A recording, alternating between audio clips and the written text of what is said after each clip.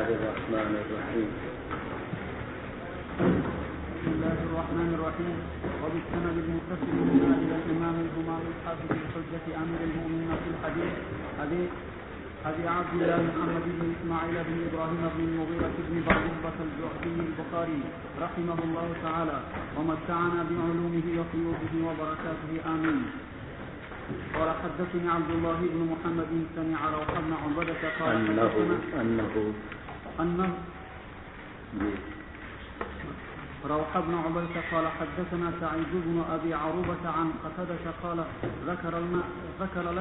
ذكر لنا أنس بن مالك عن أبي طلحة رضي الله تعالى عنه وعنهم أن نبي الله صلى الله عليه وسلم أمر يوم بدر ب24 رجلا من صناديد قريش فقذفوا في قبي من أطواء بدر خبيث يخبث وكان إذا ظهر على قوم أقام بالعرفة 3 ليال فلما كان لبدر اليوم الثالث أمر براحلته فشد عليها رحلها ثم مشى واتبعه أصحابه وقالوا ما نرى ينطلق إلا لبعض حاجته حتى قام على شفة الرفيق فجعل يناديهم بأسمائهم وأسماء آبائهم يا فلان ابن فلان ويا فلان ابن فلان أيسركم أنكم أطعتم الله ورسوله فإنا قد وجدنا ما وعدنا ربنا حقا فهل وجدتم ما وعد ربكم حقا فقال عمر يا رسول الله ما تكلم من أجساد لا أرواح لها فقال النبي صلى الله عليه وسلم والذي نفس محمد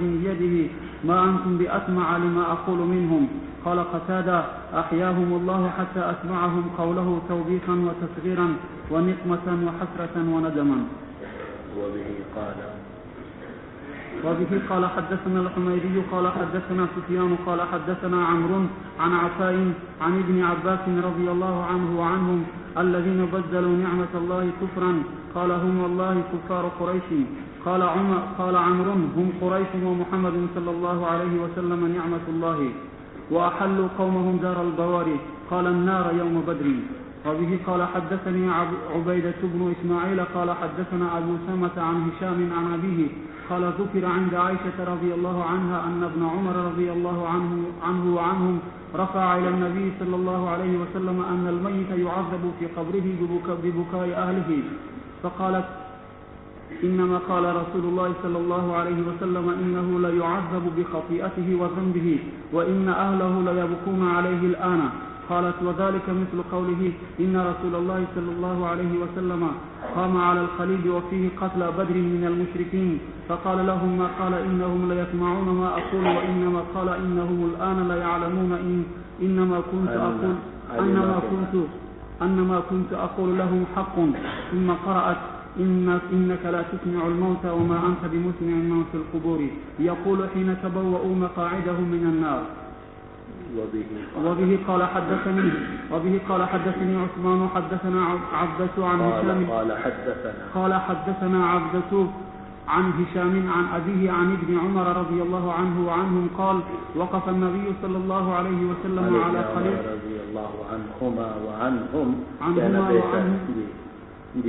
قال وقف النبي صلى الله عليه وسلم على خليل بدر فقال هل وجدتم ما وعد ربكم حقا ثم قال إنهم الآن يسمعون ما أقول لهم فذكر لعائشة رضي الله عنها فقالت إنما قال النبي صلى الله عليه وسلم إنهم الآن ليعلمون أن الذي كنت أقول لهم هو الحق ثم قرأت إنك لا تسمع الموتى حتى قرأت الآية.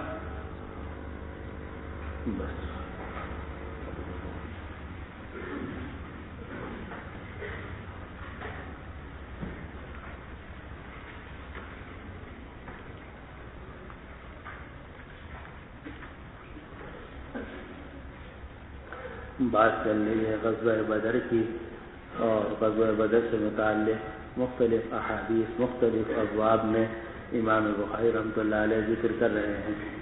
تو باب کو قائم کیا تھا کہ باب قتل ابی جہل وغیرہ کہ ابو جہل کے قتل کے علاوہ جو اور واقعات اس میں ہوئے ہیں وہ ذکر کیے جا رہے ہیں. اسی سے متعلق یہ 2-3 روایتیں. پہلی روایت جو ہے وہ قتادہ رحمہ اللہ سے ہے. وہ فرماتے ہیں قتادہ ابن دعامہ یہ تابعی ہیں. قتادہ ابن نعمان اگر کہیں آ جائیں تو وہ صحابی ہیں رضی اللہ عنہ اجمعین. وہ خیر فرساننا قتادہ جو بہترین شہ سوار تھے وہ تھے قتادہ سے رضی اللہ عنہ، لیکن وہ قتادہ ابن نعمان ہے، اور یہاں جو روایت میں ہمارے سامنے ہے وہ قتادہ ابن دعامہ ہے رحمہ اللہ، یہ تابعی ہیں۔ وہ فرماتے ہیں کہ ہمارے سامنے انس بن مالک رضی اللہ عنہ نے یہ بات ذکر کی اور نقل کی ہے تو ابو طلحہ رضی اللہ عنہ سے۔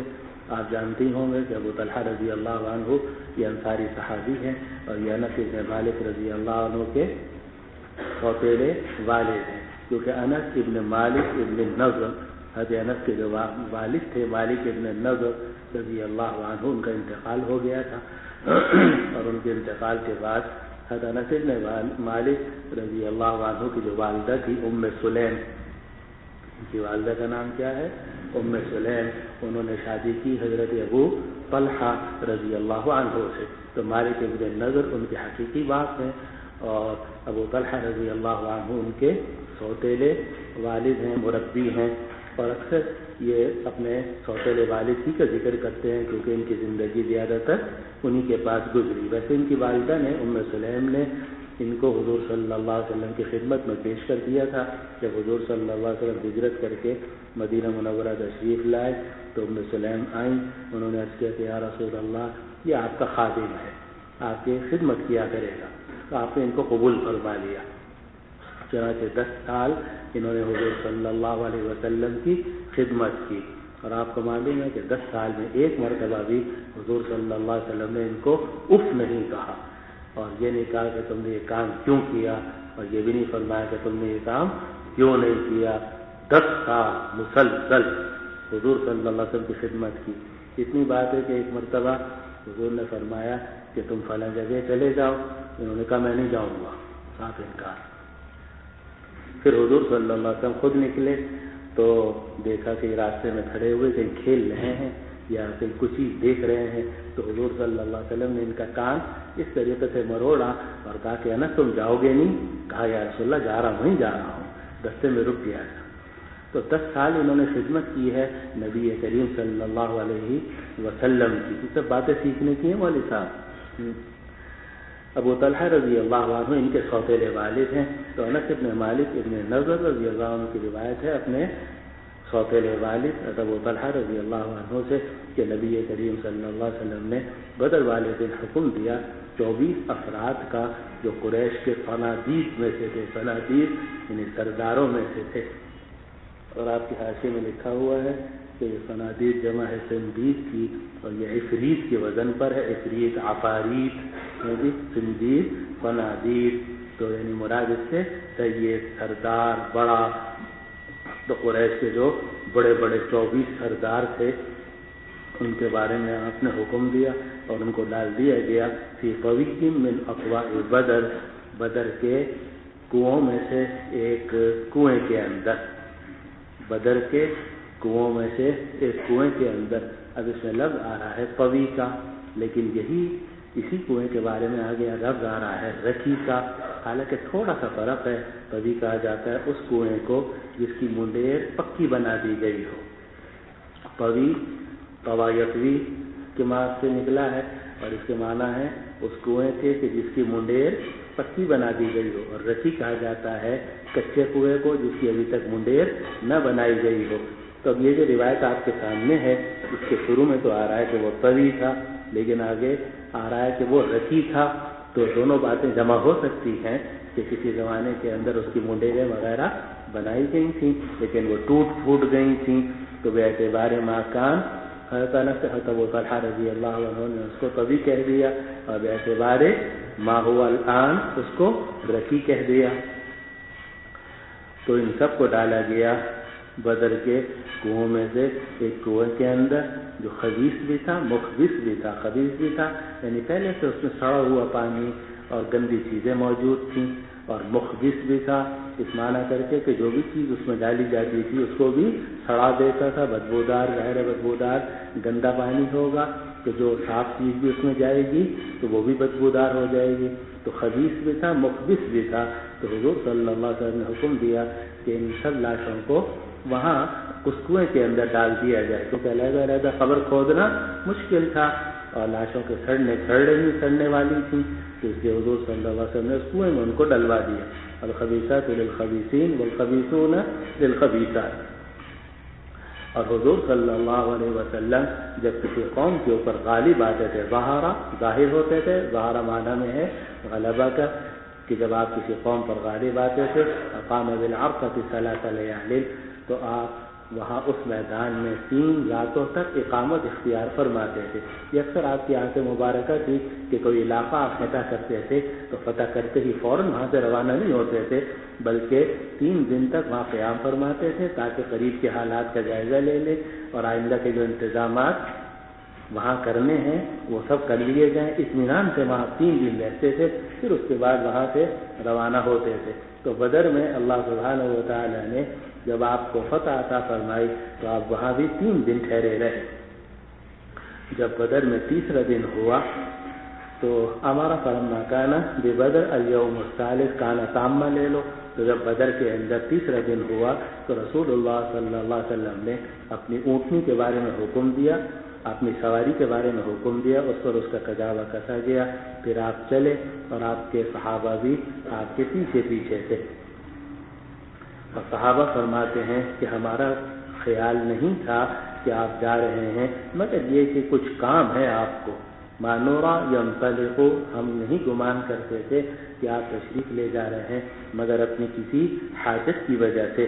یہاں تک کہ آپ کھڑے ہو گئے اس کچے کنویں کی منڈیر پر، اس کچے کنویں کے کنارے پر، یوں کہہ لو اس کچے کنویں کے کنارے پر. شفا کہتے ہیں ہونٹ کو، لیکن جب شفا تو رسی مراد ہے کنارہ. یہاں تک کہ آپ اس کچے کنویں کے کنارے پر کھڑے ہو گئے اور ان کو پکارنے لگے، ان کا نام لے کر اور ان کے آبا کا نام لے کر کہ یا فلان ابن فلان و یا فلان ابن فلان ایسرکم، کیا تمہیں یہ بات پسند ہے انکم اطعتم اللہ ورسولہ، کہ تم اللہ رسول کی اطاعت کرتے. فإنا قد وجدنا ما وعدنا ربنا حقا، کیونکہ ہم نے تو پا لیا ہے وہ جس کا ہمارے پروردگار نے ہم سے وعدہ کیا تھا برحق طور پر. فهل وجدتم ما وعد ربكم حقا، تو کیا تم نے بھی پا لی ہے وہ چیز جس کا تمہارے پروردگار نے تم سے وعدہ کیا تھا حق طور پر. قال ابو طلحہ فرماتے ہیں کہ عمر فاروق نے عرض کیا کہ یا رسول اللہ ما تکلم من اجساد لا ارواح لها، آپ کیا بات کر رہے ہیں ایسے جسموں سے جس کے اندر روح نہیں ہے. ما تکلم، آپ کیا بات، ما استفہامیہ، آپ کیا بات کر رہے ہیں ایسے جسموں سے جن کے اندر روح نہیں ہے. نبی کریم صلی اللہ علیہ وسلم نے فرمایا قسم ہے اس ذات کی جس کے قبضے میں محمد کی جان ہے، ما انتم باسمع لما اقول منہم، تم زیادہ سننے والے نہیں ہو اس بات کو جو میں ان سے کہہ رہا ہوں.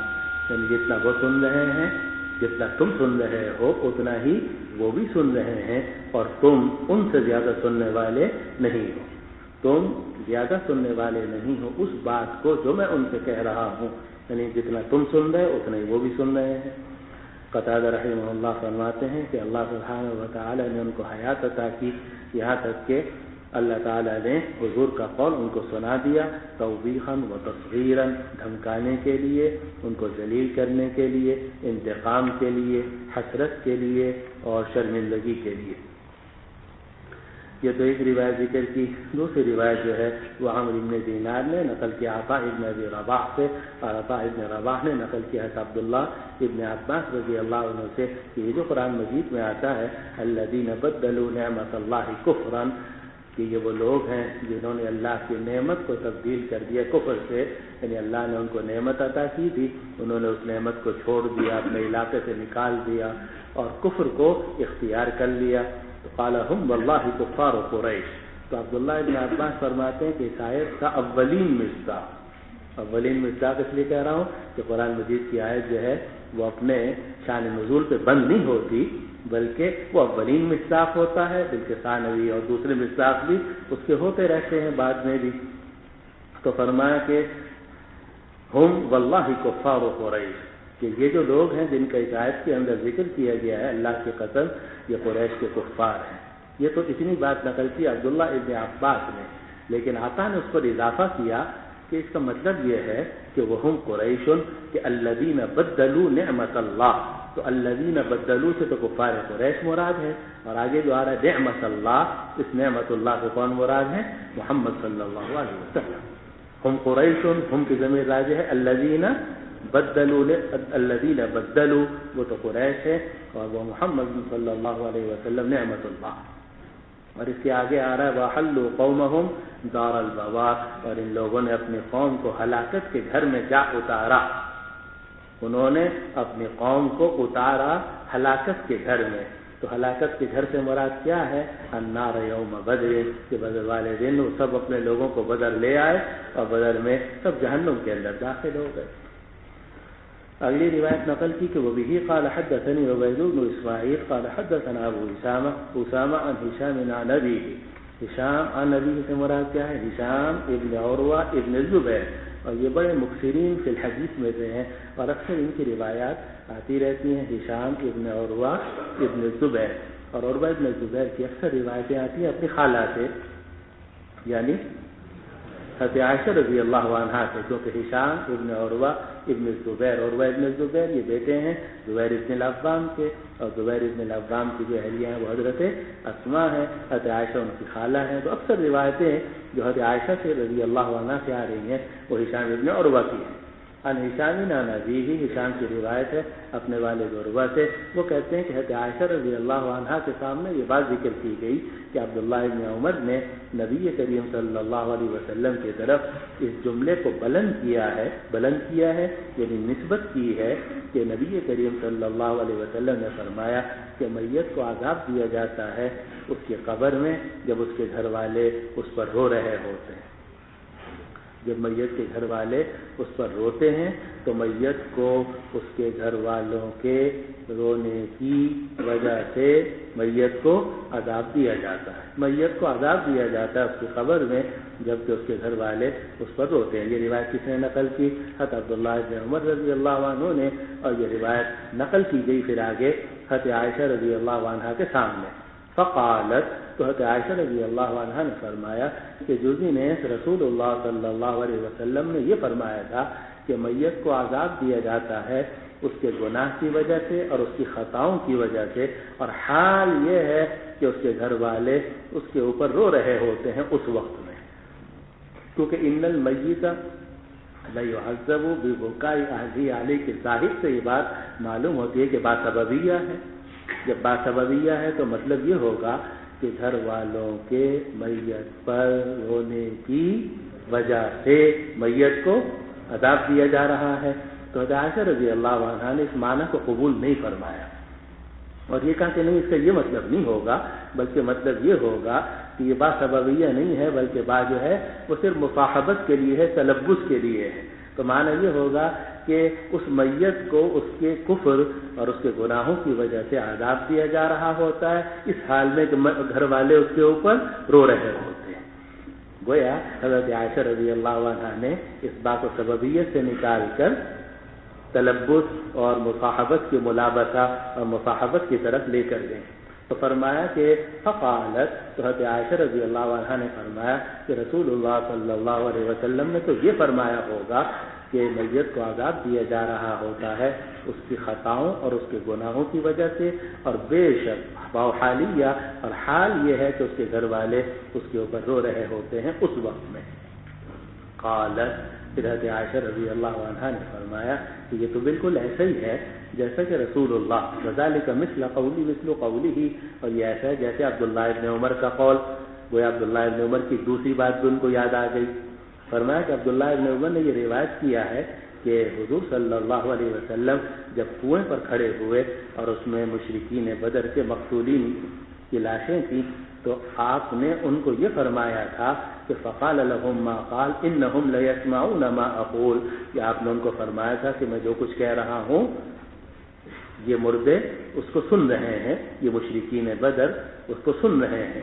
وانما قال، اب حضرت عائشہ رضی اللہ عنہا نے اس میں بھی تعویل کی اور فرمایا وانما قال، حضور نے تو یہ فرمایا ہوگا کہ انہم الان لیعلمون، کہ وہ جان رہے ہوں گے، وہ جان گئے ہوں گے انما کنت اقول لهم حق، کہ زندگی میں جو کچھ ان سے کہہ رہا تھا وہ برحق۔ تو عائشہ رضی اللہ عنہ فرماتی ہیں کہ جس طرح یہاں ان المیت لیعذب ببکاء اہلہ علیہ کا مطلب سمجھنے میں عبداللہ ابن عمر رضی اللہ عنہ سے صحب ہو رہا ہے، تسامح ہو رہا ہے، اسی طریقے سے وہاں بھی تسامح ہے۔ اور یہ جو انہوں نے دوسری روایت نقل کی ہے کہ حضور صلی اللہ علیہ وسلم نے یہ فرمایا تھا کہ انہم لیسمعون الآن ما اقول لهم، کہ جو کچھ میں کہہ رہا ہوں وہ سن رہے ہیں، تو اصل میں آپ نے یہ نہیں فرمایا ہوگا کہ سن رہے ہیں، بلکہ یہ فرمایا ہوگا کہ وہ اب جان گئے ہیں کہ جو کچھ میں کہہ رہا تھا وہ برحق ہے۔ انہم لیعلمون الآن وانما قال انہم الآن لیعلمون، اور جو دنیش حضور نے تو یہ فرمایا ہوگا، یہ فرمایا تھا، اگر ٹھیک ڈائریکٹلی ترجمہ کرو تو یہ بھی کہہ سکتے ہو کہ وانما قال، حضور نے تو یہ فرمایا تھا کہ انہم لیعلمون انما كنت اقول لهم حق، کہ بے شک اب وہ جان گئے ہوں گے کہ جو کچھ میں ان سے کہہ رہا تھا وہ برحق ہے۔ پھر حضرت عائشہ رضی اللہ عنہا نے اپنی تعویل کے اوپر آیت پڑھی استدلال میں کہ انک لا تسمع الموتى، آپ مردوں کو سنا نہیں سکتے۔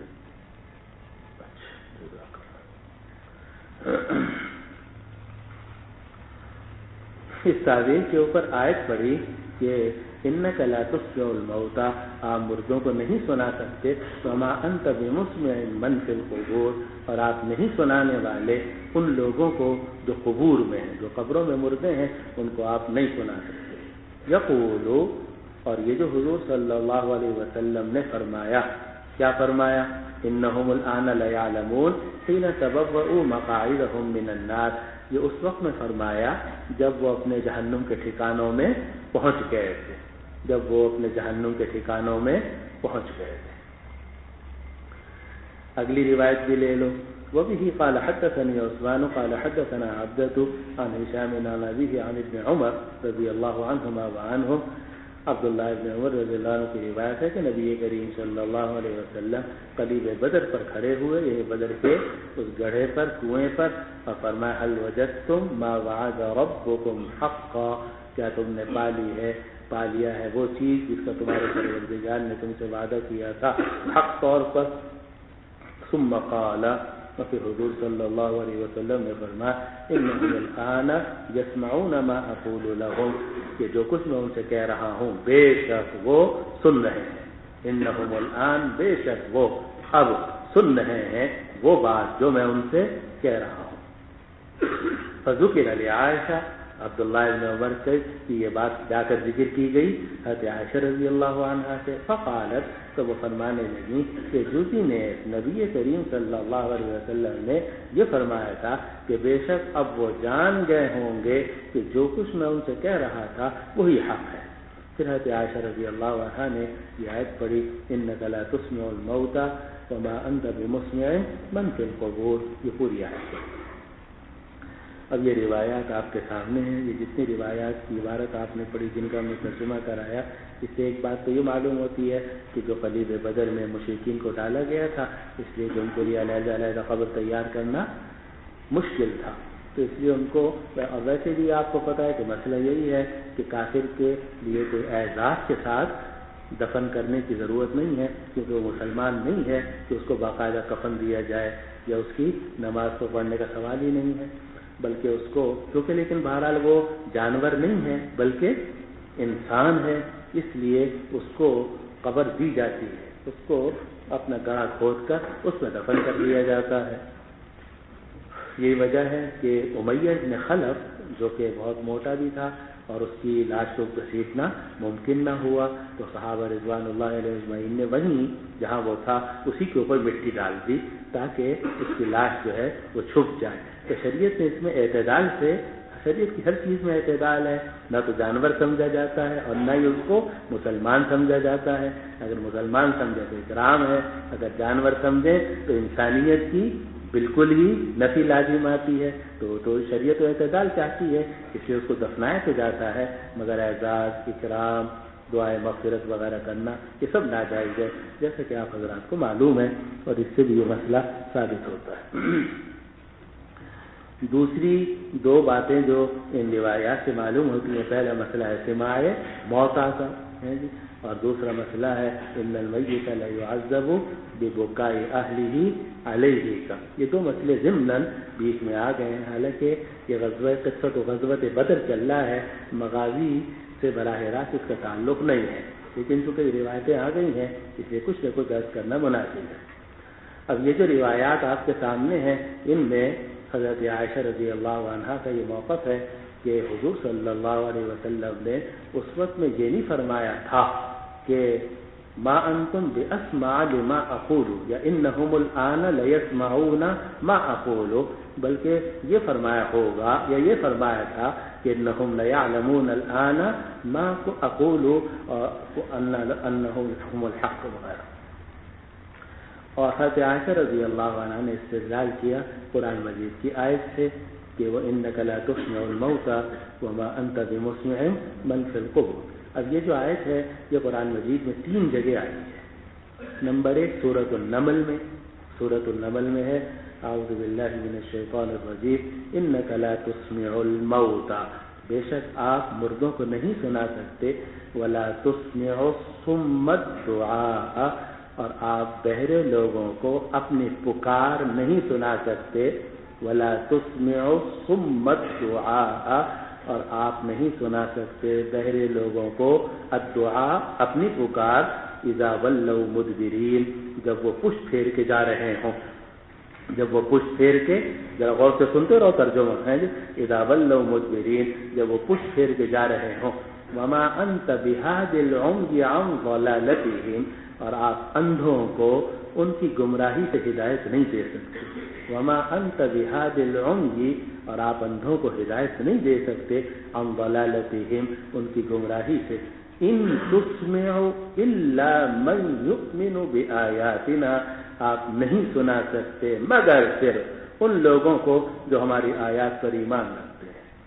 ان تسمع الا من يؤمن بآیاتنا، آپ نہیں سناتے مگر صرف ان لوگوں کو جو ہماری آیتوں پر ایمان رکھتے ہیں. فہم مسلمون، اور وہ لوگ مسلمان ہیں. اور وہ مسلمان سنتے ہیں، کافر نہیں سنتے. یہی آیت جو ہے سورۃ الروم کے اندر بھی آئی ہے. سورۃ الروم میں اس طریقے سے ہے کہ فإنک لا تسمع الموتى، بے شک آپ مردوں کو نہیں سناتے، ولا تسمع الصم الدعاء اذا ولوا مدبرین، اور آپ نہیں سناتے بہرے لوگوں کو اپنی پکار اذا ولوا مدبرین، جب وہ پشت پھیر کے چلے گئے. وما انت بہاد العمي عن ضلالتهم، اور آپ اندھوں کو ان کی گمراہی سے ہدایت نہیں دے سکتے.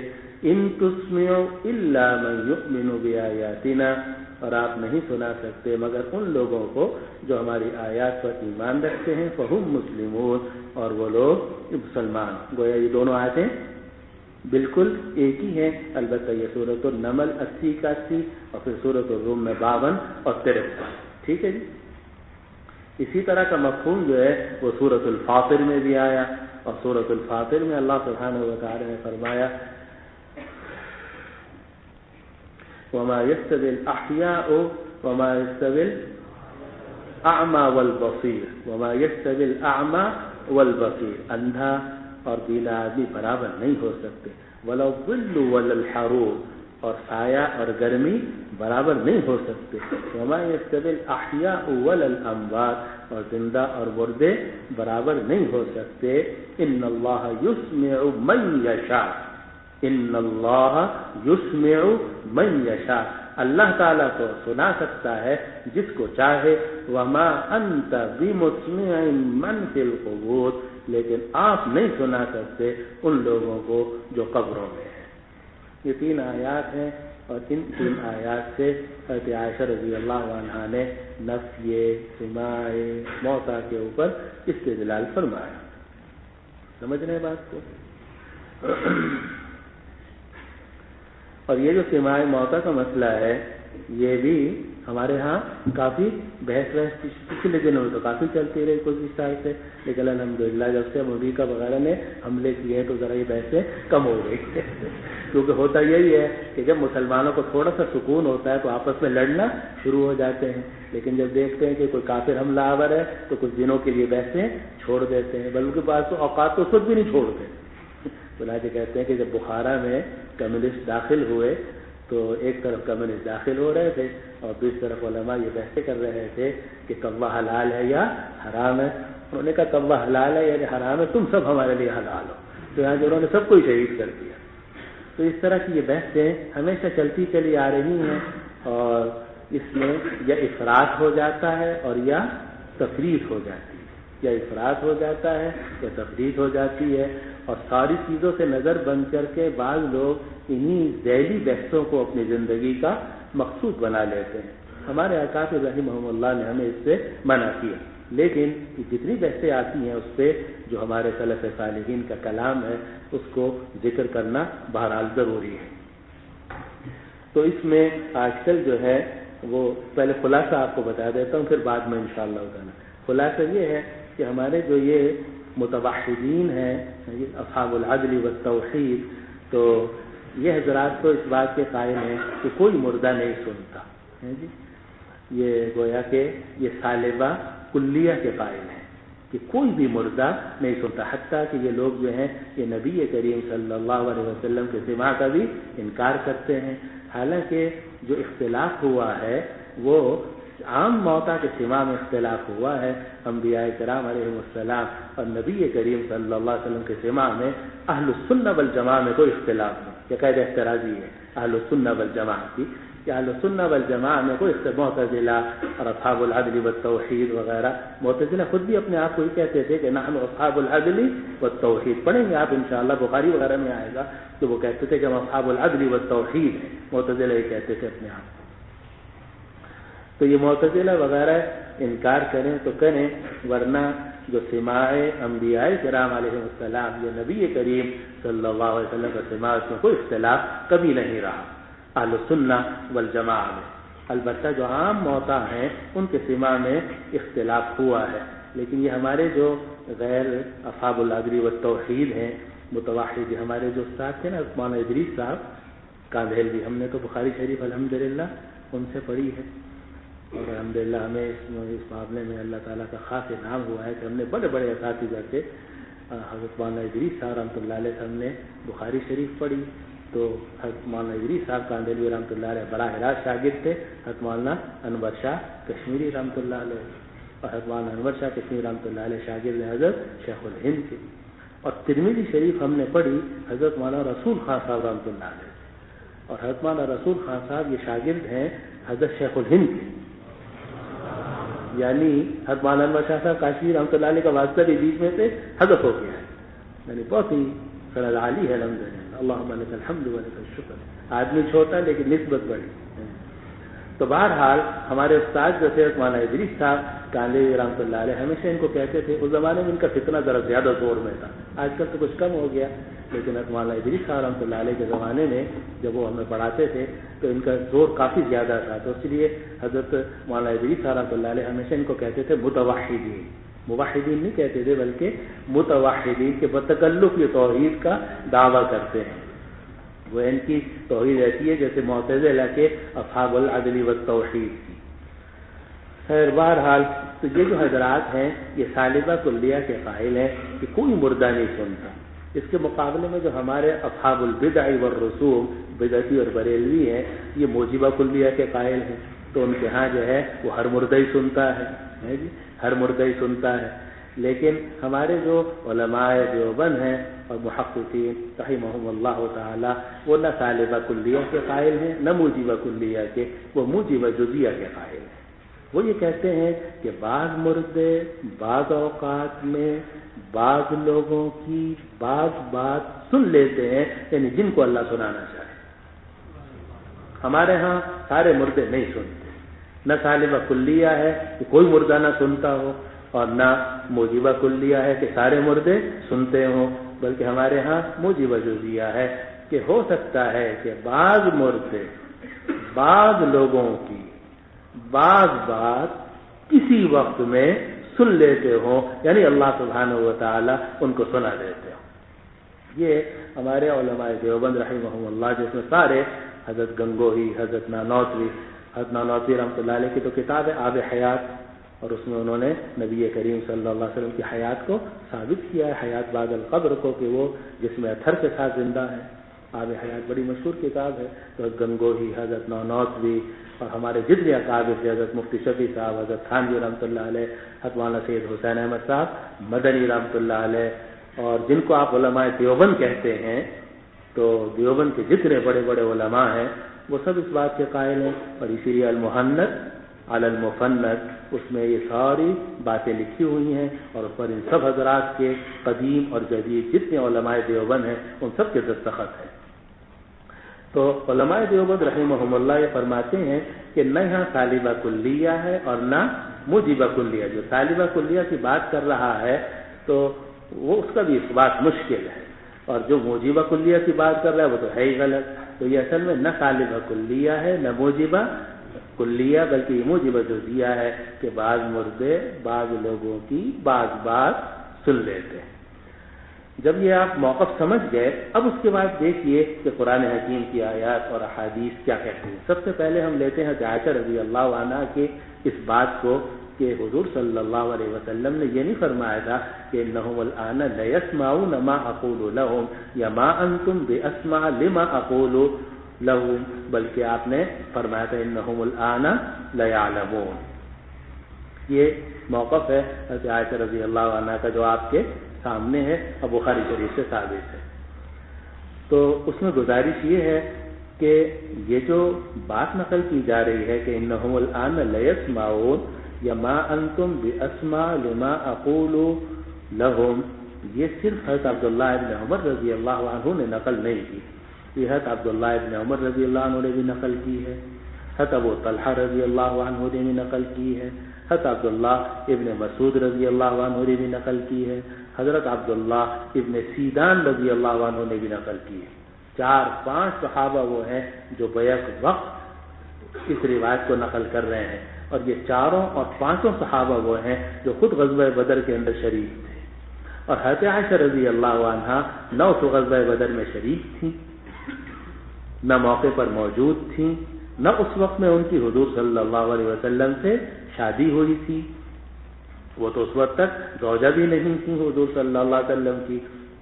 تو جو 5-6 صحابہ جو روایت نقل کر رہے ہیں اس کو ترجیح حاصل ہوگی یہ حضرت عائشہ رضی اللہ عنہ کی اس روایت کو کہ جو اس موقع پر وہاں موجود ہی نہیں تھی۔ ظاہر ہے کہ اس روایت کو ترجیح حاصل ہوگی، بلکہ ان روایات کو ترجیح حاصل ہوگی جو بڑے بڑے صحابہ رضوان اللہ علیہ مجمعین سے مروی ہیں، جو خیار صحابہ ہیں، کبار صحابہ ہیں، اور اس موقع کے اوپر موجود تھے، جیسے حضرت عبداللہ ابن مسعود رضی اللہ عنہ، حضرت ابو طلحہ رضی اللہ عنہ، حضرت عبداللہ ابن عمر رضی اللہ عنہ، حضرت عبداللہ ابن سیدان رضی اللہ عنہ۔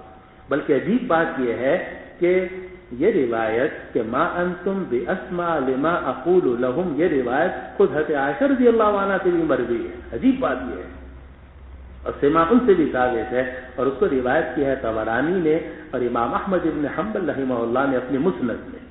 اسی لیے حافظ ابن حجر رحمۃ اللہ نے لکھا کہ ایسا معلوم ہوتا ہے کہ حضرت عائشہ رضی اللہ عنہا شروع میں اس روایت کا انکار کرتی تھی اپنے اجتہاد کی بنا پر، لیکن جب انہوں نے دیکھا کہ عبداللہ ابن عمر نے یہ روایت نہیں کی بلکہ عبداللہ ابن مسعود بھی کر رہے ہیں، ابو طلحہ بھی کر رہے ہیں، عبداللہ ابن سیدان بھی کر رہے ہیں، تو انہوں نے اپنے قول سے رجوع کر لیا ہوگا۔ اسی لیے مسند احمد ابن حنبل اور طبرانی کی روایت کے مطابق خود انہوں نے کہا ہے اور کہا ہے کہ حضور نے فرمایا تھا کہ ما انتم باسمع لما اقول لهم۔ سمجھ رہے ہیں بات کو؟ ایک تو بات یہ ہے کہ عائشہ رضی اللہ عنہ کی روایت جو ہے وہ دوسری روایات کے مقابلے میں مرجوح ہے، اور ان حضرات کی بھی روایات راجح ہے کیونکہ اس موقع پر وہ خود موجود تھے اور بڑے تھے اور مرد تھے اور جنگ میں شریک تھے، اور عائشہ رضی اللہ عنہ چھوٹی تھیں، شادی بھی نہیں ہوئی تھی، اس جہاد کے اندر تو وہ سرے سے شریک ہی نہیں تھی۔ دوسری بات یہ ہے کہ حضرت عائشہ رضی اللہ عنہ جو بات ارشاد فرما رہی ہیں تو اس میں وہ سماع کی نفی کر رہی ہیں اور علم کو ثابت کر رہی ہیں۔ عجیب بات ہے، کیونکہ آپ دیکھو نا دونوں جگہوں میں، پچھلی روایت میں بھی آگے روایت میں بھی انہوں نے تعویل کیا کی؟ لیعلمون۔ اب سوال یہ ہے کہ سماع جو ہے وہ افضل ہے یا علم افضل ہے؟ ظاہر ہے کہ یہ سماع، بصر، ذائقہ، شامہ، لامسہ وغیرہ بھی ہم نے آپ کو بتایا تھا، یہ تو علم کے ذرائع ہیں. ذریعہ افضل ہوتا ہے یا مقصود افضل ہوتا ہے؟ اسباب افضل ہوتے ہیں یا مسبب افضل ہوتا ہے؟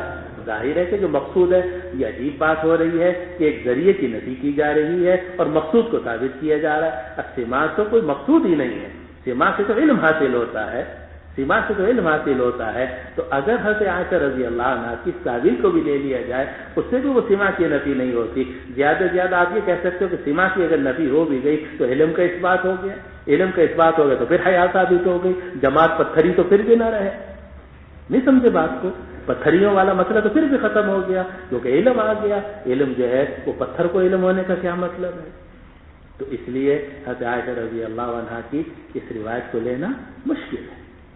حضرت عائشہ رضی اللہ عنہ نے جو سماع کو نفی کی اور علم کو ثابت کیا تو یہ اس سے کوئی بات بنتی نظر نہیں آتی. تیسری بات یہ ہے کہ حضرت عائشہ رضی اللہ عنہ نے جو آیات پیش فرمائی ہیں ان سب کے اندر نفی سماع کی نہیں ہے بلکہ نفی اسماع کی ہے. ان جتنی آیات حضرت عائشہ رضی اللہ عنہ میں آ رہی ہیں کہیں بھی نفی سماع کی نہیں ہے بلکہ نفی اسماع کی ہے. چنانچہ دیکھو پہلی جو آیت ہے اس میں ہے انک لا تسمع الموتى، آپ مردوں کو نہیں سنا سکتے، ولا تسمع الصم الدعاء، اور آپ بہرے لوگوں کو اپنے پکار نہیں سنا سکتے. اذا بلغوا مدبرین وما انت بهاد العمي عن ضلالتهم ان تسمع الا من يؤمن بآياتنا. تو ہر جگہ نفی کس کی ہے؟ اسماع کی. وما انت بمسمع من في القبور، آپ نہیں سنا سکتے، لیکن اللہ سنا سکتا نہیں سنا سکتا، اس کی تو کوئی نفی نہیں ہے. بلکہ ایک آیت میں تو آ رہا ہے سورۃ الفاطر کی آیت میں ان اللہ یسمع من یشاء، ان اللہ یسمع من یشاء وما انت بمسمع من فی القبور. معلوم ہوا کہ نفی جو ہے یہ نبی کریم صلی اللہ علیہ وسلم کے اسماع کی ہے کہ آپ نہیں سنا سکتے، لیکن اللہ سنا سکتا یا نہیں سنا سکتا، اس کی تو نفی نہیں ہے بلکہ اس بات ہے کہ اللہ سنا سکتا ہے. معلوم ہو کہ اللہ تعالیٰ اگر حضور صلی اللہ علیہ وسلم کی بات ان مردوں کو سنانا چاہے تو سنا سکتا ہے، نہیں سنا سکتا. یہ کیسی توحید ہے کہ اللہ کی اس صفتی کی نفی کر دی جائے. تو اس لیے حضور تو نہیں سنا سکتے اپنے مرضی سے، لیکن اللہ تو سنا سکتا ہے. یہ تو ایسے ہی ہے جیسے قرآن مجید میں آتا ہے وما رمیت اذ رمیت ولکن اللہ رما، اللہ نے پھینکا.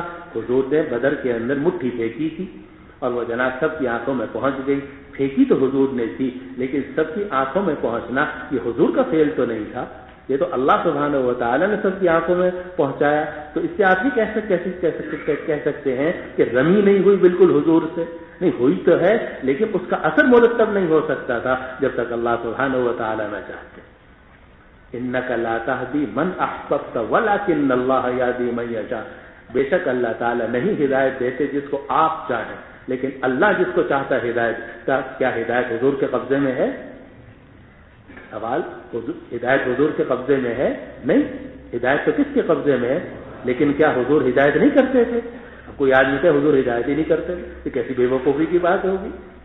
ارے بھائی ٹھیک ہے، حضور نے اسماع بھی کیا، حضور نے ہدایت بھی کی، حضور نے رمیت میں رمی بھی کی، لیکن اس کے اثرات مرتب ہونا اور مخاطبین تک ان کو پہنچانا یہ تو فعل ہے کس کا؟ حق سبحانہ و تعالیٰ کا، حضور صلی اللہ علیہ وسلم کے بس میں نہیں. اس لیے ان آیات سے جو نفی سماع پر استدلال ہے یہ مشکل ہے. یہ آیات زیادہ سے زیادہ دلالت کرتی ہیں کس پر؟ نفی اسماع پر کہ حضور صلی اللہ علیہ وسلم نہیں سنا سکتے. اب تو اہل سنت والجماعہ سب کا اس بات پر اتفاق ہے کہ حضور صلی اللہ علیہ وسلم اپنے اختیار سے ان کو نہیں سنا سکتے تھے، یہ تو اللہ تعالیٰ نے ان کو سنایا. بلکہ آپ نے جو مٹھی پھینکی تھی وہ بھی سب کی آنکھوں میں حضور نہیں پہنچا سکتے تھے. آپ ہدایت دیتے تھے لیکن ہدایت پھر بھی آپ کے قبضے میں نہیں تھی. آپ نے ابو طالب کو بہت کوشش کی، آپ نے فلاں کو بہت کوشش کی، ہدایت نہیں ہوئی. حضور کے پاس میں تو ہدایت نہیں ہے. حضور ہدایت کرتے تو ہیں مگر اس کا اثر مرتب کرنا یہ اللہ سبحانہ و تعالیٰ کے اختیار میں. انک لا تہدی من احببت. سمجھ رہے ہیں؟ 3 باتیں ہو گئی. چوتھی بات یہ ہے کہ یہ جو آیات ہیں ان کو اگر ذرا غور سے دیکھا جائے تو یہ سب آیات آئی ہیں کافروں کے پس منظر میں.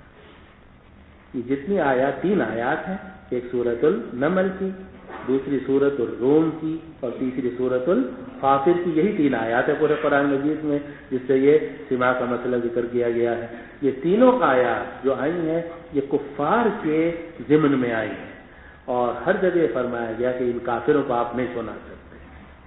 معلوم ہوا کہ یہاں اصل میں جو نفی ہے وہ نفی سماع نافع کی ہے، مطلق سماع کی نفی نہیں ہے، کیونکہ کافر آپ کی بات سنتے تھے یا نہیں سنتے تھے؟ سنتے تھے. آپ ان کو سناتے تھے، حضور صلی اللہ علیہ وسلم ان کافروں کو بات سناتے تھے، لیکن وہ کافر سنتے تھے مگر سن کر بھی سننی نہیں تھے، سن کر بھی نہیں سنتے تھے، سن کر بھی سنتے نہیں تھے، یعنی ان کو سننے کا نفع نہیں ہوتا تھا. اس لیے اللہ سبحانہ و تعالی نے ان کو مردوں سے تشبیہ دی اور فرمایا انک لا تسمع الموتى ولا تسمع الصم الدعاء اذا ولوا مدبرين وما انت بهذا العمي عن ضلالتهم. اور دیکھو ان تسمع الا من يؤمن بآياتنا، اس کا کیا مطلب ہے؟ نہیں آپ سنا سکتے ہیں مگر ان لوگوں کو جو ہماری آیات پر ایمان رکھتے ہوں. اس کا مطلب ہے کہ حضور صلی اللہ علیہ وسلم کی بات صرف مومنوں کے کانوں تک جاتی تھی، کافروں کے کانوں تک نہیں جاتی تھی. آپ کیا کہو گے اس کو؟ ان تسمعوا الا من یؤمن بآیاتنا، آپ نہیں سنا سکتے مگر ان لوگوں کو جو ہماری آیات پر ایمان رکھتے. اگر اللہ نے تھوڑی سی بھی عقل دی ہوگی تو کیا مطلب ہوگا اس کا؟ مطلب یہ ہوگا کہ کافر سن کر بھی نہیں سنتے تھے اور ایمان والے جو ہیں وہ سن کر سنتے تھے، یعنی اس کو قبول کرتے تھے. معلوم ہے کہ جو یہاں پیچھے نفی اور اس بات آ رہا ہے کہ نفی اور اس بات سماع کا نہیں، مطلق سماع کا نہیں ہے بلکہ سماع نافع کا ہے، ورنہ کی تشبیہ ساری کی ساری اور آیات کا جو مفہوم ہے وہ سارا کا سارا غلط ہو جاتا ہے. ان تسمعوا الا من یؤمن بآیاتنا، آپ نہیں سنا سکتے ہیں مگر انہی لوگوں کو جو ہماری آیات پر ایمان رکھتے ہوں، فہم مسلمون، اور وہ مسلمان. اس لیے اہل سنہ والجماعہ کہتے ہیں کہ بالکل لیا سماع موتا کی نفی یہ مشکل ہے، لیکن بالکل لیا اس کا اس بات بھی یہ غلط ہے. اس لیے جو اہل سنہ والجماعہ کے جو صحیح مذہب ہے وہ یہ ہے کہ سماع فی الجملہ ثابت ہے. اس کو اہل سنہ والجماعہ کہتے ہیں کہ سماع فی الجملہ ثابت ہے، یعنی بعض مردے، بعض لوگوں کی بعض باتیں بعض اوقات میں سن سکتے ہیں، یعنی جس کو اللہ سنانا چاہے. اب بتائیے اس میں توحید میں کیا خرابی لازم آتی ہے؟ بعض مردے بعض لوگوں کی بعض باتیں بعض اوقات میں سن سکتے ہیں، یعنی جن کو اللہ سنانا چاہے. اس سنانے کے اوپر یہ احادیث بھی دلالت کرتی ہے، احادیث بھی دلالت کرتی ہیں جو آپ کے سامنے ہے، اور اس کے علاوہ وہ احادیث بھی جو کتاب الجنائز کے اندر موجود ہیں. چلو وہ بھی کھول لو. آپ دیکھتے ہو، جاتے ہیں، آپ کہتے ہیں السلام علیکم یا اہل القبور انتم سابقون منا ونحن لاحقون بكم انشاءاللہ انتم سلفنا ونحن بالاثر، تم ہمارے آگے آگے ہم تمہارے پیچھے پیچھے. اب یہ کلام لغو ہے مولوی صاحب. السلام علیکم یا اہل القبور انتم سابقون منا ونحن لاحقون بكم انشاءاللہ تعالی انتم سلفنا ونحن بالاثر. اگر یہ کہا جائے کہ بالکل سماع نہیں ہے تو پھر تو یہ کلام سارا کا سارا لغو ہے بالکل. یہ کیسے تصور ہو سکتا ہے کہ نبی کریم صلی اللہ علیہ وسلم ایک طریقہ ہمیں سکھائیں اور آپ اس کو نعوذ باللہ لغو قرار دیں؟ صفحہ 183 84 کھول لیجیے.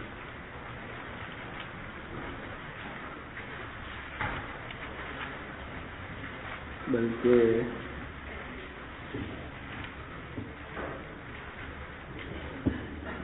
صفحہ 183 کھول لو.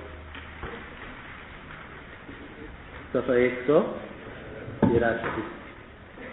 ابھی صفحہ 183 میں آپ درمیان میں دیکھو تو درمیان سے ذرا نیچے وبه قال حدثنا علی بن عبد الله قال حدثنا يعقوب بن ابراهيم قال حدثنا ابي عن صالح قال حدثني نافع ان ابن عمر رضي الله عنهم اخبره قال اطلع النبي صلى الله عليه وسلم على اهل القدير فقال وجدتم ما وعد ربكم حقا فقيل له تدعو امواتا قال ما انتم باسمع منهم ولكن لا يجيبون، اس سے بھی معلوم ہے کہ سماع ہوا ہے لیکن سماع فی الجملہ ہے. وبه قال حدثنا عبد الله بن محمد قال حدثنا سفيان عن هشام بن عروة عن ابي عائشة. یہ وہی روایت ہے جو ہمارے یہاں بھی گزری. قالت انما قال النبي صلی اللہ علیہ وسلم انهم لا يعلمون الآن، سماع کی نفی کر کے علم ثابت کر دیا، تو اس سے تو اور زیادہ قوت حاصل ہو گئی. انهم لا يعلمون الآن ما كنت اقول لهم حق وقد قال الله انك لا تسمع الموتى. اب دیکھو اس سے ذرا نیچے دیکھو 183 میں اسی صفحے پر وبه قال، سب سے آخری روایت کہ وبه قال حدثنا عياش بن الوليد، اس کے آخری صدر میں ہے ان رسول اللہ صلی اللہ علیہ وسلم قال ان العبد اذا وضع في قبره وتولى عنه اصحابه انه ليسمع قرع نعاله، وہ جوتوں کی چاپ سنتا ہے، حدیث میں موجود ہے. اور یہ بخاری، مسلم، ترمذی، نسائی، ابو داؤد، ابن ماجہ سب روایتوں میں موجود ہے کہ جوتوں کی چاپ سنتا ہے. اب انہ لیسمع قرع نعالہم، ظاہر ہے کہ یہ بھی سماع پھر جملہ ثابت ہو رہا ہے، یعنی موجبہ جزیہ. اور آپ لوگوں کو تو خیر سماع میں اختلاف ہے. ذرا دیکھو صفحہ 184 کے اوپر امام بخاری تو کلام ثابت کر رہے ہیں، نہیں مردہ بولتا بھی ہے. چنانچہ باب قائم کیا کہ باب و کلام المیت علی الجنازہ. دیکھ لو نیچے 184 پر، ذرا نیچے سے تھوڑا سا اوپر، 1 2 3 4 5 6 7 8 9 سطرے اوپر نہیں نظر آیا؟ آگے سر خدا کرے نظر آ جائے. باب کلام المیت علی الجنازہ. وبه قال حدثنا قتيبة قال حدثنا الليث عن سعيد بن ابي سعيد عن ابيه انه سمع ابا سعيد الخدري رضي الله عنه يقول قال رسول الله صلى الله عليه وسلم اذا وضعت الجنازة فاحتملها الرجال على اعناقهم فإن كانت صالحة قالت قدموني وإن كانت غير صالحة قالت يا ويلها أين تذهبون بها يسمع صوتها كل شيء إلا الإنسان ولو سمعها الإنسان لصائح. تو آپ تو سماع میں اختلاف کر رہے تھے، یا تو کلام ثابت ہو رہا ہے. اب دیکھو صفحہ 176 کھولو.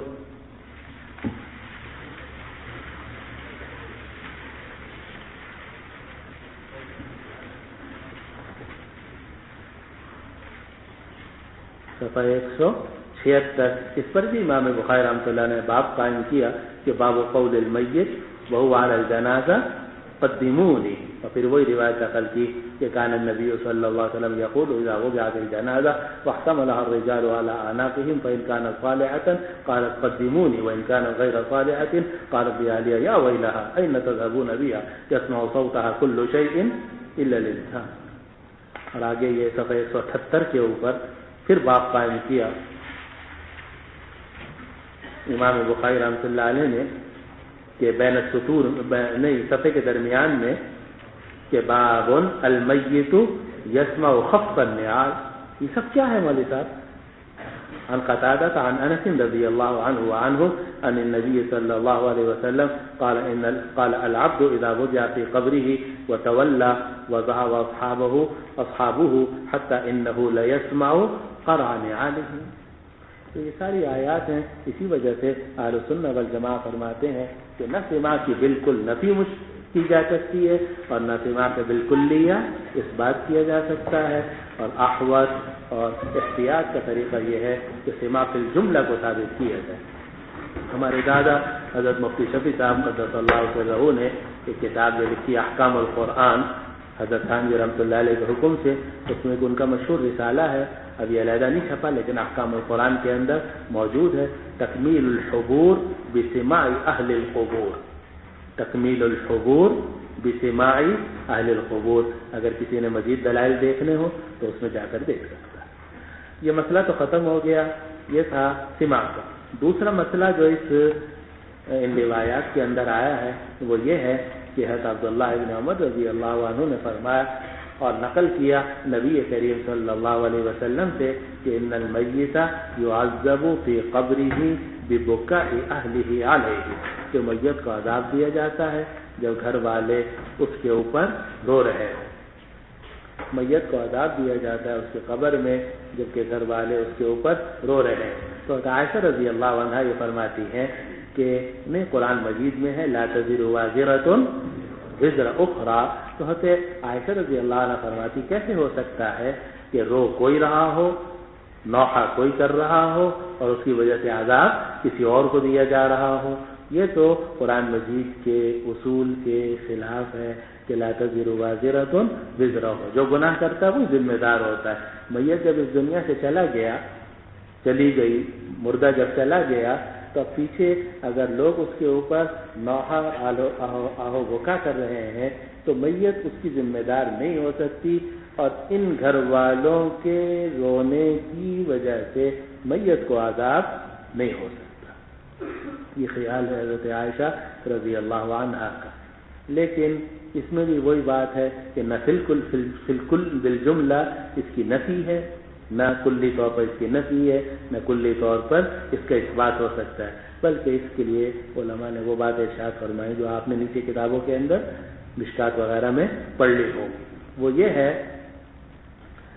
کہ اولاً تو بکا کی 3 صورتیں۔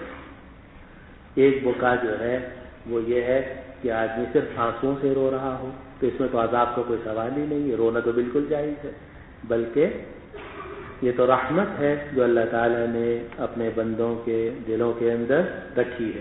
اسی لیے روایات میں آتا ہے کہ رسول اللہ صلی اللہ علیہ وسلم کے صاحبزادے جب حضرت ابراہیم کا انتقال ہوا تو حضور صلی اللہ علیہ وسلم کی آنکھوں سے آنسو بہ رہے تھے، اور آپ زبان سے کہہ رہے تھے کہ انا بفراقک یا ابراہیم لمحزونون، اور فرما رہے تھے ان العین تدمع والقلب يحزن ولا نقول الا ما يرضى به ربنا او كما قال صلی اللہ علیہ وسلم۔ آنکھوں سے آنسو بہ رہے ہیں، دل غمگین ہے، مگر زبان سے ہم صرف وہ بات کہیں گے جس سے ہمارا رب راضی ہو۔ معلوم ہوا کہ آنسوؤں سے رونا جائز ہے، نہ صرف یہ کہ جائز ہے بلکہ رسول اللہ صلی اللہ علیہ وسلم سے ثابت ہے، بلکہ حضور صلی اللہ علیہ وسلم کی سنت کے مطابق۔ اگر کوئی آدمی رو رہا ہے اپنے کسی عزیز کے انتقال پر اور آنسوؤں سے رو رہا ہے تو وہ نہ صرف یہ کہ گناہ گار نہیں ہے، بلکہ میں سمجھتا ہوں کہ وہ اس مردے کا حق ادا کر رہا ہے، اس مردے کا، اپنے بھائی کا، اپنے باپ کا، اپنے بیٹے کا، اپنے عزیز کا بھی حق ادا کر رہا ہے۔ اور اچھا آدمی وہی ہے جو اللہ کا بھی حق ادا کرے اور بندوں کا بھی حق ادا کرے، صبر سے بھی کام لے، اور ساتھ ساتھ جو بندوں کا حق ہے وہ بھی ادا کرے۔ اسی کو حضرت تھانوی رحمۃ اللہ نے لکھا کہ اگر 2 آدمیوں کے سامنے یہ واقعہ نقل کیا جائے کہ ایک صاحب کے بیٹے کا انتقال ہوا تو وہ ہنس پڑے، اور دوسرے صاحب کے بیٹے کا انتقال ہوا تو ان کی آنکھوں سے آنسو جاری ہو گئے، تو لوگ کیا کہیں گے؟ آج کل کے جو دیندار ہے وہ کیا کہیں گے کہ پہلا جو ہے اس کی شان بڑی اونچی ہے کہ جناب جو اپنے بیٹے کے انتقال پر ہنس پڑا کہ اللہ کی رضا میں میں راضی۔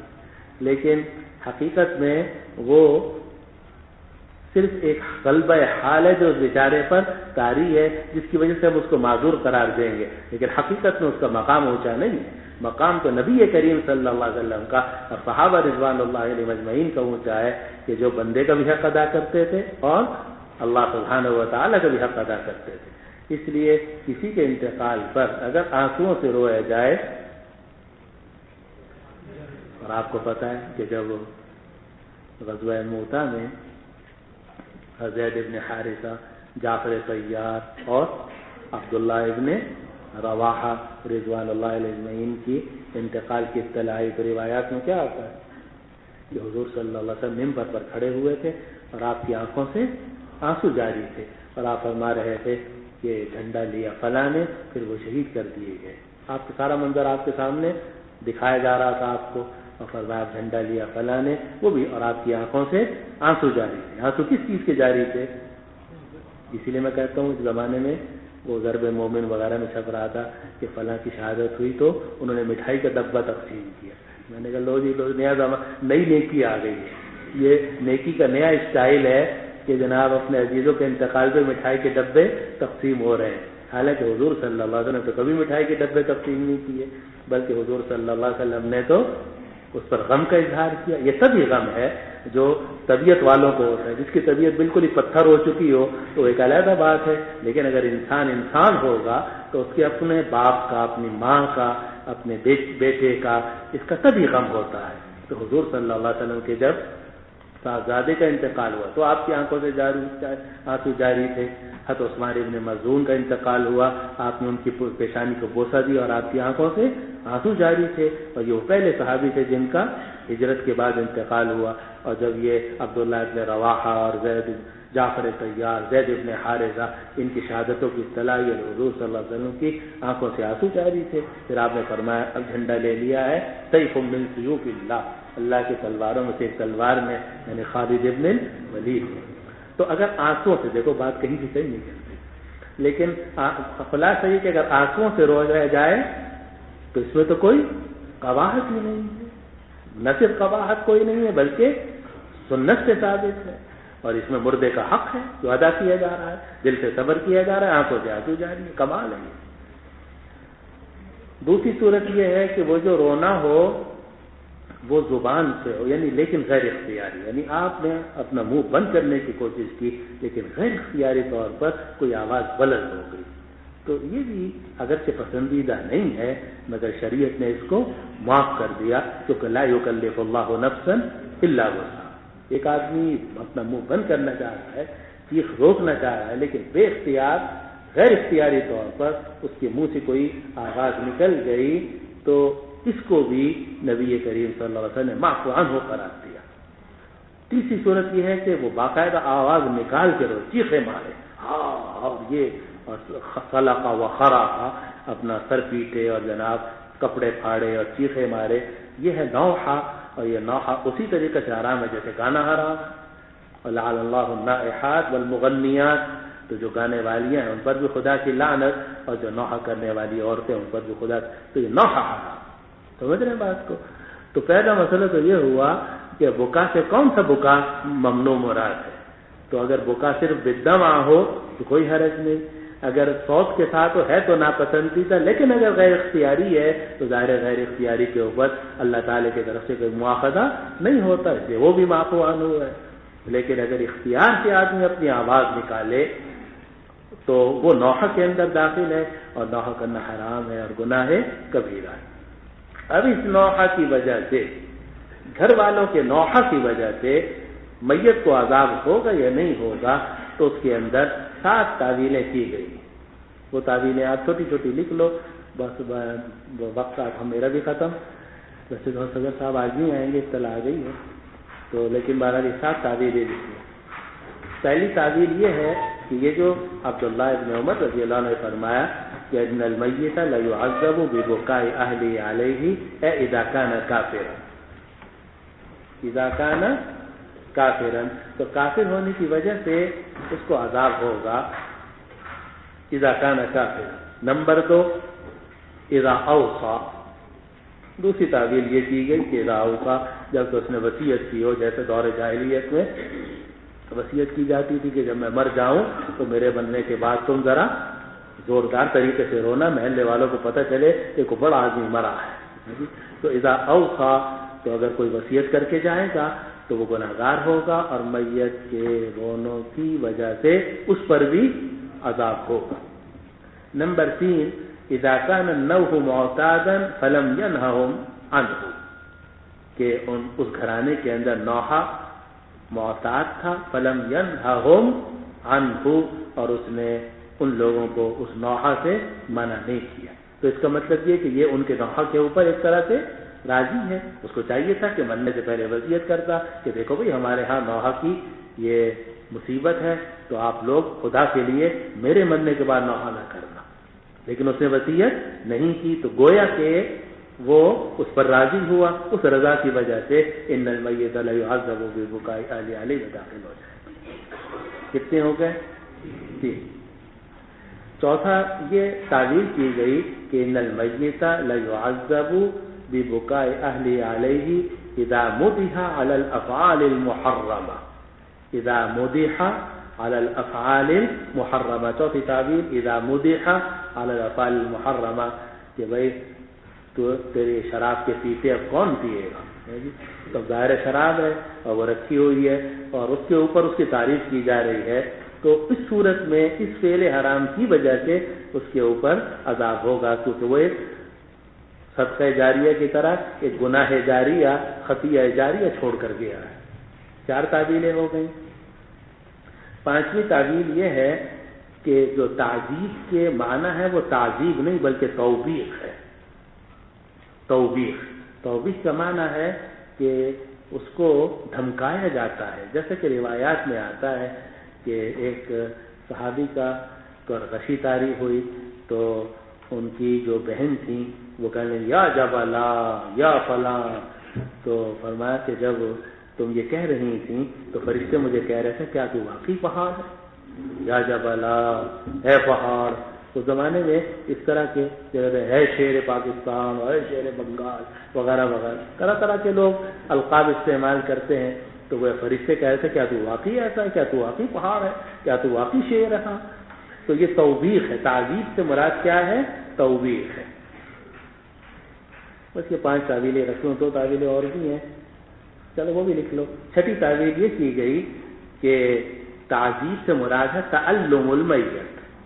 تعذیب سے مراد ہے المراد بالتعذیب تعلم المیت، یعنی میت کو افسوس ہوتا ہے کس بات کا؟ مثلا میت تو جنت میں ہے اور گھر والے رو رہے ہیں، اس کو بڑا افسوس ہوتا ہے، بلا وجہ رو رہے ہیں، میں تو دنیا کی مصیبت سے نکل کے جنت میں آ گیا ہوں، یہ خواہ پریشان ہو رہے ہیں۔ تو یہاں تعذیب سے مراد کیا ہے؟ تعلم، کہ میت کو تکلیف ہوتی ہے، عذاب دیا جاتا ہے، یعنی اس کو تکلیف ہوتی ہے کہ کیوں رو رہے ہیں، یہ کوئی رونے کی بات ہے، میں تو بڑے آرام سے ہوں یہاں۔ اور ساتھ میں تعبیر یہ کی گئی کہ یہ جو حدیث ہے ان المیت لیعذب ببکاء اہلہ علیہ، یہ فی حال البرزخ، الحدیث فی حال البرزخ والآیہ فی حال یوم القیامہ، یعنی برزخ میں تو حکم یہ ہے کہ اس کے رونے کی وجہ سے اس کو عذاب ہوگا، لیکن وہ جو قرآن مجید کی آیت ہے وَلَا تَزِرُ وَازِرَةٌ وِزْرَ أُخْرَىٰ، اس سے مراد کیا ہے؟ عالم آخرت، کہ عالم آخرت میں ایک کا گناہ دوسرے کے اوپر نہیں ڈالا جائے گا، ایک ہی گناہ کی وجہ سے دوسرے کو نہیں پڑتا ہے۔ یہ میں نے آپ کو چھوٹی چھوٹی سے لکھوا دی تاکہ آپ کا ذہن تیار ہو جائے، ورنہ اصل میں جو اس پر بحث ہے وہ یہ کتاب المغازی میں نہیں ہے، بلکہ انشاءاللہ خود شیخ الاسلام صاحب مقدس اللہ علی کتاب الجنائز میں کریں گے۔ واللہ سبحانہ۔ تاجی ایک چھوٹا سا سوال، یہ اس آیت کے بارے میں بعض حضرات یہ کہتے ہیں کہ یہ اسماء جو ہے یہ اسماء کو لازم ہے، یعنی جس طرح اسماء کی نفی کی جا رہی ہے اسی طرح سماع کی بھی نفی ہے۔ پہلے متعدی کی نفی سے پہلے لازم کی نفی کہتے ہیں۔ سمجھ میں ہو سکتا ہے کہ بھئی یہ نہ سنا سکے، لیکن یہ ہو سکتا ہے کہ وہ سن سکے، یعنی میں اب یہاں بیٹھ کر اگر دور تک آواز پہنچانا چاہوں تو نہیں پہنچا سکتا، لیکن اللہ سبحانہ و تعالی میری آواز وہاں تک پہنچا دے تو اللہ تعالیٰ قادر ہے یا نہیں ہے؟ اللہ تعالیٰ تو قادر ہے۔ مطلب ہمیں خود سمجھ میں تو نہیں آ رہا، لیکن ہم پوچھ رہے ہیں۔ ساری بات یہ ہے کہ ان کو اللہ سبحانہ و تعالیٰ کی قدرت پر ہی پورا طرح ایمان نہیں ہوتا۔ حقیقت یہ ان توحید کا نام لیتے ہیں یہ، ورنہ ان کو پتہ ہی نہیں کہ اللہ سبحانہ و تعالیٰ کتنا قادر ہے۔ اللہ سبحانہ و تعالیٰ تو ایسا قادر ہے کہ ہماری آواز جہاں تک پہنچانا چاہے وہ پہنچاتا ہے، ہم تو نہیں کچھ کر سکتے، لیکن وہ قادر ہے مطلق، وہ پہنچانا چاہے پہنچا دے۔ پچھلے والے سبق میں تھوڑا تعارض بتاؤ اگر کچھ آتا ہوگا تو بات کر دیں۔ وہ غزوہ بدر میں ایک روایت میں ہے کہ غزوہ بدر میں دو زخم لگے، یرموک میں ایک لگا تھا، اور دوسری میں کہ یرموک میں 2 لگے اور غزوہ بدر میں ایک۔ تو اس کی ہم نے یہ تعبیر کی، اس میں تعبیریں تو بہت ساری کی گئی ہیں، لیکن بہتر تعبیر وہ ہے جس وقت گنگوہی رحمۃ اللہ علیہ نے ذکر کرنا ہے، اور وہ یہ ہے کہ کل زخم جو تھے وہ 4 تھے، 2 غزوہ بدر کے اندر لگے اور 2 یرموک کے اندر۔ تو کبھی راوی جو ہے وہ یرموک کے 2 ذکر کرتا ہے، بدر کا 1 کرتا ہے، اور کبھی راوی بدر کے 2 ذکر کرتا ہے، یرموک کا 1 ذکر کرتا ہے، لیکن اس طرح تھا کہ بدر پھر یرموک پھر بدر پھر یرموک، تو اس طریقے سے 4 زخم علیحدہ علیحدہ تھے۔ تو وہ راویوں نے 2 کا ذکر کیا اور 3 کا ذکر کیا، چوتھے کا ذکر نہیں کیا، تو عدم ذکر سے ذکر عدم لازم نہیں آتا۔ الانضباط المفیدہ صفحہ فلان۔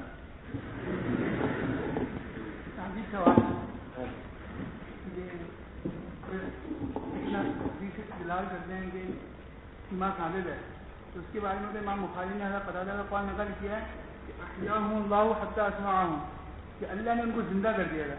تو ہمارے درس تو مردوں کے بارے میں، ان کو تو اللہ نے زندہ کر دیا تھا اس لیے انہوں نے سن لیا. ہمارے درس تو مردوں کے بارے میں. یعنی یہ تک آپ نے بات پوری کر لی.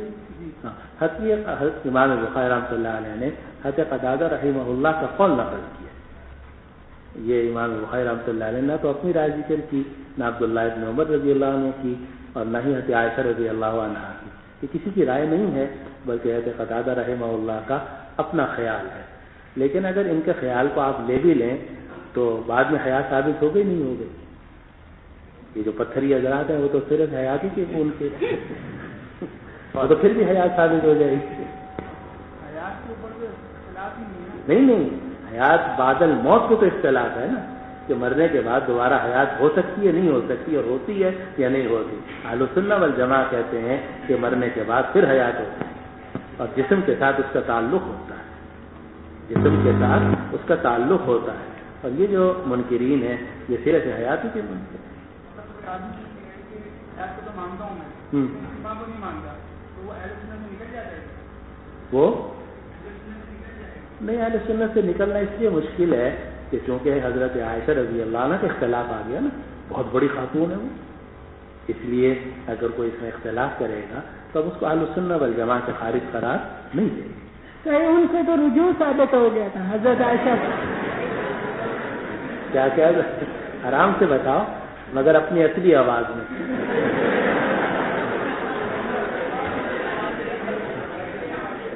تو حضرت عائشہ سے رجوع ثابت ہو گیا. رضی اللہ عنہ بھی کہا کرو نا. یہ بات صحیح ہے، یعنی بات صحیح ہے ان کی. جیسا کہ ابھی میں نے آپ سے عرض کیا کہ طبرانی اور مسند احمد ابن حنبل آپ روایتیں جا کے دیکھ لو، دیکھو لائبریری موجود ہے اور فتح الباری بھی کھلی ہوئی موجود ہے. یہ کوئی ایسی ہوائی باتیں تو ہے نہیں، آپ جا کے دیکھ لو. تو فتح الباری میں بھی، فتح الباری میں اور طبرانی میں اور مسند احمد ابن حنبل میں روایت موجود ہے کہ عائشہ رضی اللہ عنہ نے خود یہ بات ارشاد فرمائی کہ حضور نے یہ فرمایا تھا کہ ما انتم باسماء لما اقول لهم. اب جب یہ روایت آ گئی حضرت عائشہ رضی اللہ عنہ سے تو یا تو یہ کہا جائے کہ یہ روایت ہی غلط ہے، بڑا مشکل ہے کہ آپ راویوں کو اس طریقے سے ایک دم لات مار دیں سب کو، نعوذ باللہ من ذلک. لا محالہ پھر یہی کہنا پڑے گا کہ وہ روایات بھی حضرت عائشہ رضی اللہ عنہ سے ٹھیک ہیں، یہ روایت بھی ٹھیک ہے. شروع میں وہ انکار فرماتی تھی اس لیے کہ ان کو صرف عبداللہ ابن عمر سے وہ روایت پہنچی تھی، تو ان کو خیال تھا کہ شاید عبداللہ ابن عمر سے نقل کرنے کے اندر الفاظ میں فرق ہوا ہے. لیکن بعد میں جب ان کو یقین ہو گیا، حضرت ابو طلحہ، حضرت عبداللہ ابن مسعود، حضرت عبداللہ ابن سیدان رضوان اللہ اجمعین سے یہ روایت کافی آ گئیں تو انہوں نے بھی وہ روایت شروع کر دی کہ ما انتم باسماء لما اقول لكم. آپ نے ارشاد فرمایا کہ حضرت عائشہ رضی اللہ عنہ نے علم ثابت کیا جو کہ افضل ہے، اور سماع کی نفی کی جو کہ اعلیٰ ہے. حضرت عائشہ رضی اللہ عنہ نے تو علم ثابت کیا تھا اس وقت جب انہوں نے جہنم میں ٹھکانہ پکڑ لیا، جیسا کہ ایک حصہ ہے حدیث شریف کے اندر کہ یقول حین تبرؤ مقاعدہ من النار. حضرت عائشہ نے تو اس وقت ثابت کیا، جبکہ یہ آج کل جماعتی حضرات تو یہ نفی کرتے ہیں ان عام مردوں کے بارے میں. تو عائشہ نے عام مردوں کے لیے نہ علم ثابت کیا نہ سماع ثابت کیا، تو ان پر اعتراض کس طرح کیا؟ ہاں یہ بات بھی ٹھیک ہے. اول تو خود یہ ہے کہ عائشہ رضی اللہ عنہ سے قول میں تعویل کرنی پڑتی ہے، کیونکہ یہ جو آ رہا حین تبوؤ مقاعدہم من النار یہ بھی ابھی تو ہوا نہیں، یہ بھی بے اعتبار ما یکون آپ کہنا پڑے گا، یا یہ کہنا پڑے گا کہ حین تبوؤ مقاعدہم من النار سے برزخ کا عذاب مراد ہے. تعویل کرنی پڑے گی تو اس میں کافی تعویلیں کرنی پڑ رہی ہیں. بہرحال مذہب تو وہی ہے جو ہم نے آپ کو بتا دیا. جی حدیث میں جو ہے کہ مردے جو قدموں کی آہٹ سنتے ہیں تو وہ تو مطلقاً آیا کہ کوئی بھی مردہ سن سکتا ہے، تو اس سے تو کلیہ طور پر جو ہے نا ان کی سماعت ثابت ہوتی ہے. یہ کلیہ کہاں سے آ گیا؟ ان المیت لا یسمع، یا تو اس میں یہ ہوتا کل میت یسمع، ان المیت لا یسمع مجھے وجودی ہے. علی اسلام اس سے استغراق کا مانا ہے، نہیں استغراق کا کہاں ہے؟